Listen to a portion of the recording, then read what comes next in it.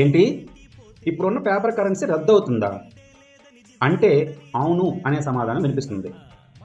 ఎందుకంటే reserve bank of India వచ్చే ఆర్థిక సంవత్సరం నుంచి పాలిమర్ నోట్లు అనగా ప్లాస్టిక్ నోట్లని ఇంట్రడ్యూస్ చేయాలని ఆలోచనలో ఉన్నారు. ఈ విషయాన్ని మానిటరీ పాలసీ కమిటీ సమావేశం తర్వాత ఆర్బీఐ గవర్నరు సంజయ్ మల్హోత్రా గారు మీడియా సమావేశంలో చెప్పారు. అంతేకాకుండా పాలిమర్ నోట్లు ప్రవేశపెట్టడానికి 2 ముఖ్య కారణాలు కూడా ఆయన చెప్పడం జరిగింది. అందులో మొదటిది నోట్ల మన్నికను పెంచడం.